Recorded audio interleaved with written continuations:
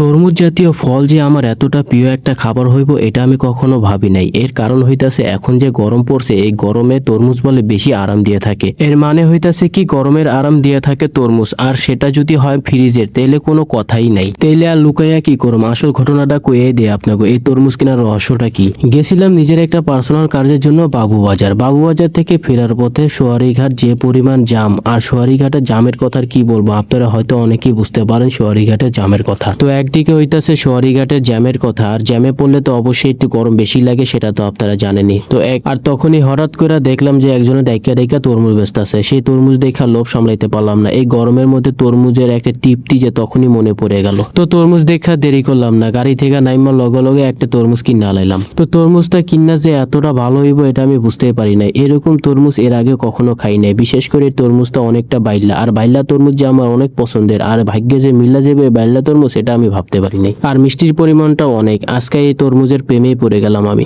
তরমুজ জাতীয় ফল যে আমার এতটা প্রিয় একটা খাবার হইব এটা আমি কখনো ভাবি নাই। এর কারণ হইতাছে এখন যে গরম পড়ছে এই গরমে তরমুজ বলে বেশি আরাম দিয়ে থাকে। এর মানে হইতাছে কি গরমের আরাম দিয়ে থাকে তরমুজ, আর সেটা যদি হয় ফ্রিজের তাইলে কোনো কথাই নাই। তাইলে আর লুকাইয়া কি করম, আসল ঘটনাটা কইয়াই দেয় আপনাকে এই তরমুজ কেনার রহস্যটা কি। গেছিলাম নিজের একটা পার্সোনাল কাজের জন্য বাবুবাজার থেকে ফেরার পথে সোয়ারিঘাট যে পরিমাণ জাম, আর সোয়ারিঘাটের জামের কথা আর কি বলবো, আপনারা হয়তো অনেকেই বুঝতে পারেন সোয়ারিঘাটের জামের কথা। তো একদিকে হইতাছে সোয়ারিঘাটের জ্যামের কথা, আর জ্যামে পড়লে তো অবশ্যই একটু গরম বেশি লাগে, সেটা তো আপনারা জানেনই। তো আর তখনই হঠাৎ করে দেখলাম যে একজনে ডাইকা তরমুজ বেচতেছে। সেই তরমুজ দেখা লোভ সামলাইতে পারলাম না। এই গরমের মধ্যে তরমুজের একটা টিপটি যে তখনই মনে পড়ে গেল। তো তরমুজ দেখা দেরি করলাম না, গাড়ি থেকে নাইমা লগে লগে একটা তরমুজ কিনা লাইলাম। তো তরমুজটা কিনা যে এতটা ভালো হইব এটা আমি বুঝতেই পারি নাই। এরকম তরমুজ এর আগে কখনো খাই নাই। বিশেষ করে তরমুজটা অনেকটা বাইলা, আর বাইলা তরমুজ যে আমার অনেক পছন্দের, আর ভাগ্যে যে মিলা যাবে বাইলা তরমুজ এটা আমি ভাবতে পারি নাই। আর মিষ্টির পরিমাণটাও অনেক। আজকে এই তরমুজের প্রেমেই পড়ে গেলাম আমি।